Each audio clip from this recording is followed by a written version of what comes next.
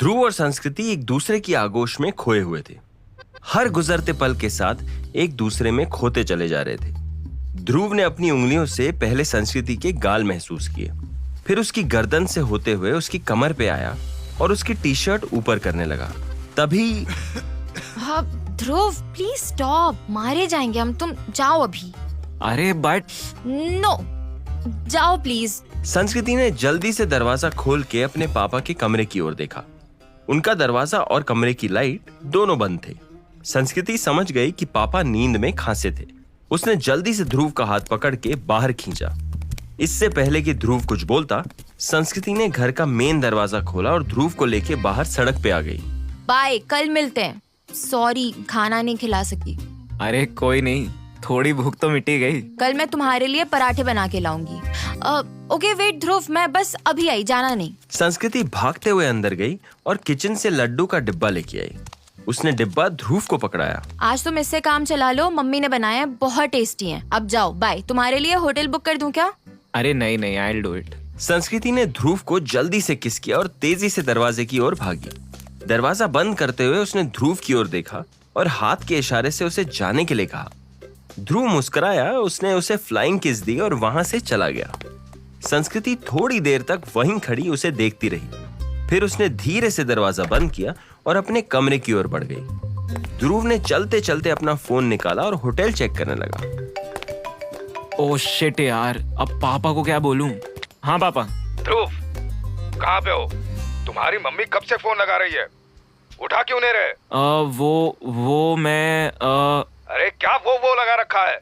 जहाँ भी हो जल्दी आ जाओ, हम लोग वापस आ चुके हैं और घर पे ताला है। ओह नो, चाबी तो मैं पड़ोस में देना ही भूल गया। अब क्या करूं? पापा, निखिल है क्या वहाँ पे? हाँ, उसको फोन देना जरा। मुझसे कहो ना क्या कहना है। ओहो, आप निखिल को फोन तो दो। निखिल, ये लो बेटा, ध्रुव है। जी हेलो। सुन, पापा लोगों से दूर आके बात कर। क्या बात हो गई यार? हाँ बोल। भाई मैं ग्वालियर आ गया हूँ। कब? क्या? क्यों? क्या बोल रहा है यार तू? इतना मत घबरा मेरे बाप, कुछ गलत नहीं करने आया, सिर्फ संस्कृति से मिलने आया हूँ। अच्छा पापा लोगों को मत बताना, चाबी मेरे पास ही है, संभाल लेना यार। मैं 1-2 दिन में आता हूँ। अबे मैं क्या बोलूं यहाँ सबको? साले कुएं से निकला नहीं कि खाई में कूदने की तैयारी कर ली तूने? प्लीज भाई संभाल ले। अच्छा मैं रखता हूँ। इससे पहले कि निखिल कुछ कहता, ध्रुव ने कॉल कट कर दिया। निखिल को कुछ समझ में नहीं आ रहा था कि क्या बोले। वो कुछ सोचते हुए परिवार वालों की ओर बढ़ा। लॉक तोड़ना पड़ेगा। क्या? अपने घर में जाने के लिए ताला तोड़ना पड़ेगा? क्यों भाई, चाबी कहाँ गई? चाबी ध्रुव के पास है कहाँ वो नालायक? क्या कह रहा था? कब तक आएगा? वो मौसा जी, हाँ वो वैष्णो देवी के लिए निकल गया दर्शन करने। हैं? वैष्णो देवी चला गया बिना बताए? क्यों? बस चला गया, माँ का बुलावा आया तो चला गया। बोला कल से कान में यही गाना बज रहा है, चलो बुलावा आया है, माता ने बुलाया है। बस इसलिए ये गाना सुना और चला गया। अजीब लड़का है, ये बात मुझसे भी तो कह सकता था। आपसे डरता है ना मौसा जी, इसीलिए। उसको कह देना प्रसाद लेकर आए। जी बोल दूंगा। अरे पर अब ये दरवाजे का क्या करें? तोड़ना पड़ेगा। दरवाजा नहीं, लॉक तोड़ना पड़ेगा। भाई इस काम में तो मैं बहुत तेज हूँ। कोई हथौड़ी लाएगा पड़ोस से? सब सो रहे हैं, सबकी लाइटें बंद है। कोई बात नहीं, पत्थर से तोड़ देते हैं। मौसा जी ने सड़क पे एक बड़ा सा पत्थर ढूंढा और एक ही जबरदस्त वार में ताला तोड़ डाला। सभी घर के अंदर दाखिल हुए और जहां जगह मिल गई बैठ गए। निखिल ने अपना फोन निकाला और ध्रुव को मैसेज किया। तेरे पापा को बोल दिया है तू वैष्णो देवी गया है, अब प्रसाद लेके आ जाना। थैंक्स भाई, बचा लिया। ध्रुव ने चलते चलते मोबाइल पे संस्कृति के घर के सबसे करीब एक होटल में रूम बुक किया। थोड़ी देर में वो होटल पहुंच गया और रिसेप्शन से रूम की चाबी ली और कमरे में पहुंचते ही डिब्बे से लड्डू निकाल के खाने लगा। ध्रुव को भूख इतनी तेजी से लगी थी कि लगभग 10 लड्डू 5 मिनट में ही खा गया। अगले दिन सुबह जब संस्कृति की मम्मी को लड्डू का डिब्बा नहीं दिखा तो वो परेशान हो गई। संस्कृति बेटा, लड्डू कहाँ रख दिए?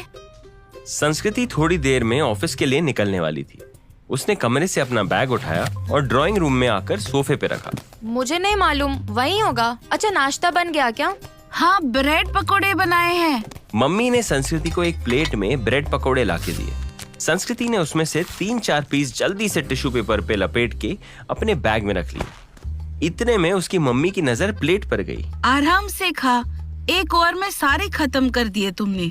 बहुत तेज भूख लगी है। क्या हो गया है कल से तुम्हारी भूख को? पहले तो कभी भी इतना नहीं खाया।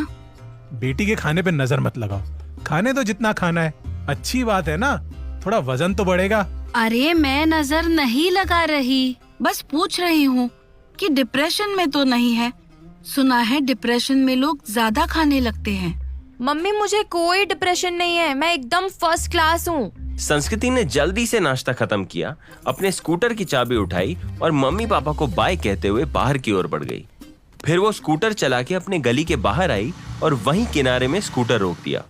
उसने फोन निकाल के ध्रुव को कॉल किया। कहाँ हो तुम? होटल में। सो रहे हो क्या? मैं सुबह सुबह मैसेज किया था, तुमने चेक ही नहीं किया। गेट रेडी, मैं 10 मिनट में आ रही हूँ। अरे काफी है। क्या काफी है? कुछ नहीं, तुम आओ। सो तो नहीं रहे? अरे यार मैं रेडी हूँ, आई एम कमिंग डाउन, तुम गेट पर मिलो। ध्रुव जो अभी हाल ही सो के उठा था, उसने जल्दी जल्दी चेहरे पे पानी मारा, ब्रश किया, कपड़े चेंज किए और जूते पहन के 10 मिनट में होटल के गेट के सामने आके खड़ा हो गया।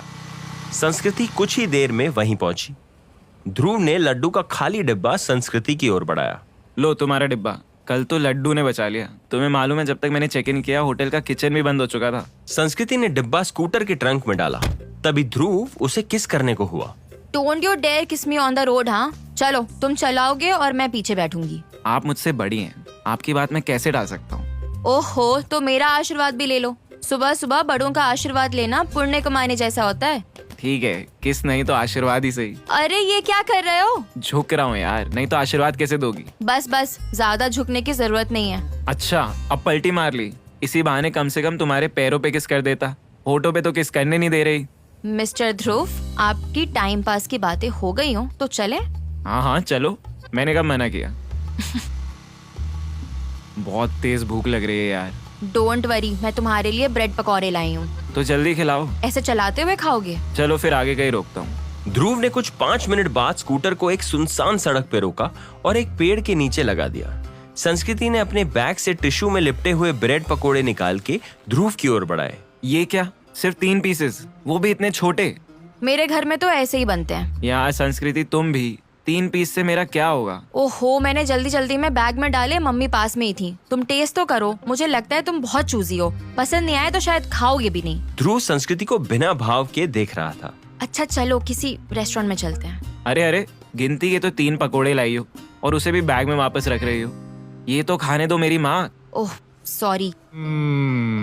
तुम्हारी मम्मी से तो दोस्ती करनी पड़ेगी। क्या ब्रेड पकोड़े बनाए हैं, वाह मजा आ गया। हाँ हाँ कर लेना, अभी चले, किसी अच्छे से रेस्टोरेंट में चलते हैं। हाँ चलो। ध्रुव ने जल्दी से ब्रेड पकोड़े का आखिरी पीस मुंह में रखा और स्कूटर स्टार्ट करके आगे बढ़ गया। कब तक ऐसी घूमने का इरादा है मैडम? जब तक तो मैं शहर में हूँ तब तक। मैं कल चला जाऊंगा, घर पे किसी को बताया नहीं है कि मैं यहाँ आया हूँ। अच्छा एक बात बताओ, किसी ने पूछा नहीं कि कहाँ जा रहे हो? अरे सब महाकाल के दर्शन करने उज्जैन गए थे, मैं उनके पीछे ही निकल आया। वो लोग तो कल रात को वापस भी आ गए। अंकुश से तुम्हारी बात हुई? नहीं यार, हिम्मत नहीं हो रही उससे बात करने की। बाय द वे वो भी गया था महाकाल। अच्छा, वो अभी तक वहीं पे, दिल्ली नहीं गया? नहीं, और स्वाति भी गई थी। निखिल और कंचन भाभी भी उनके साथ ही थे। ओके। यार संस्कृति, I think Swati and Ankush like each other. हाँ मुझे भी ऐसा ही लगता था, हमने उन दोनों का दिल तोड़ दिया ना। हाँ, स्वाति ने तो सुसाइड तक की कोशिश कर डाली। थैंक गॉड उसे कुछ हुआ नहीं, नहीं तो मैं अपने आप को कभी माफ नहीं कर पाता। ए, क्या हुआ, क्या सोच रही हो? क्यों ना हम दोनों को मिलवा दें। मतलब अंकुश और स्वाति की शादी करवा दें। हाँ, लेकिन वो होगा कैसे? दोनों को एक दूसरे के करीब लाके। आइडिया बुरा नहीं है, लेकिन ये किसी को मालूम नहीं पड़ना चाहिए कि हम दोनों उनको क्लोज लाने की स्कीमिंग कर रहे हैं। हाँ हाँ डेफिनेटली, लेकिन अब सवाल ये उठता है कि उनको मिलाएंगे कैसे? यही तो प्लान करना है। हाँ, बट उससे पहले ये प्लान करना है कि ब्रेकफास्ट कहाँ करना है। कब से घूम रहे हैं यार। ओह सॉरी, बस आगे से राइट लेना, उस गली में मस्त स्ट्रीट फूड मिलता है, वहीं खाते हैं। फिर ब्रेकफास्ट के बाद तुम्हें ग्वालियर का किला दिखाती हूँ। आज सारा दिन साथ घूमेंगे, ग्वालियर दर्शन मस्त। लगभग 5 मिनट में दोनों उस बाजार में पहुंच गए जहां कतार से खाने की दुकानें लगी थी। दोनों ने वहां कचौड़ी जलेबी खाई और फिर किला घूमने निकल गए। सारे दिन दोनों खाते पीते एक दूसरे को छेड़ते हुए साथ घूमते रहे। एक दूसरे का साथ पाके दोनों दुनिया को भूल चुके थे। वक्त ने बुलेट ट्रेन की रफ्तार पकड़ ली थी। साथ घूमते हुए कब शाम हो गई दोनों को पता नहीं चला। सूरज लगभग ढल चुका था और शहर पे अंधेरे की परत चढ़ चुकी थी। संस्कृति और ध्रुव अब भी स्कूटर पे अलग अलग सड़कों पर घूम रहे थे। हल्की ठंडी हवाएं चल रही थी। संस्कृति ध्रुव की पीठ पर सर टिकाए आंखें बंद किए बैठी थी। उसके बाल उड़ उड़ के चेहरे पे आ रहे थे। चेहरे से बाल हटाते हुए उसकी हल्की सी आंखें खुली और जैसे ही उसकी नजर बगल में चल रहे स्कूटर पे पड़ी वो थम गई। स्कूटर पे उसके पापा थे जो उसी को देख रहे थे। उन्हें देख के संस्कृति के चेहरे से सारे दिन का खुमार उतर गया। उसकी और उसके पापा की नजरें मिली।